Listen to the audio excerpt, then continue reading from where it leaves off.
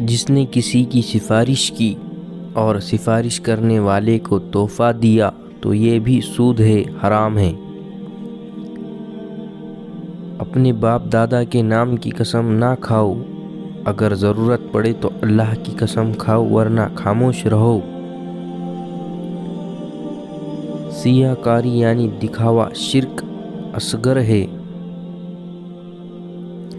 جو لوگ نماز پڑھتے ہیں مگر امانت میں خیانت کرتے ہو تو ان میں کوئی بھلائی نہیں۔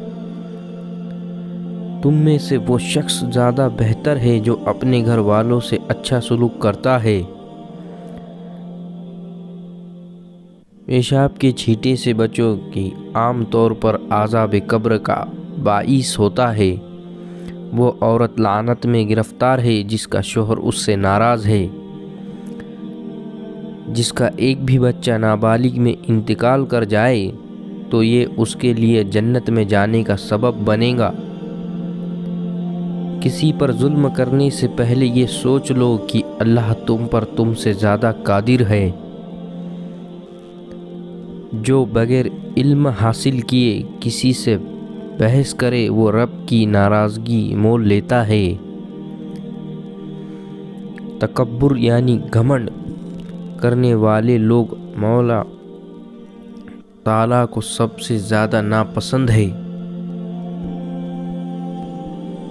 کسی کو تحفہ دے کر اسے واپس مانگنا ایسا ہے جیسے کہ کہہ کر کے اس کو چاٹ لینا۔ اپنے دوست سے دوستی کم کرو، کیا پتہ کہ کل وہ تمہارا دشمن ہو جائے، اور اپنے دشمن سے دشمنی کم کرو، کیا پتہ کہ کل وہ تمہارا دوست ہو جائے۔ تم میں بہترین وہ ہے جن کے اخلاق اچھے ہو۔ جو رحم نہیں کرتا اس پر رحم نہیں کیا جاتا۔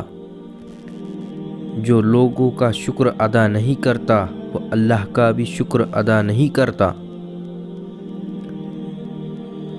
تم میں سب سے بہتر شخص وہ ہے جو قرآن کو سیکھے اور اس کو سکھائے۔ بھلائی کی راہ بتلانے والے کو اتنا ہی ثواب ملتا ہے جتنا اس پر چلنے والے کو ملتا ہے۔ دنیا مومن کے لیے قید خانہ ہے اور کافر کے لیے جنت ہے۔ جو چیز کم ہو اور کافی ہو وہ اس زیادہ چیز سے بہتر ہے جو آدمی کو اللہ کی یاد سے غافل کر دے۔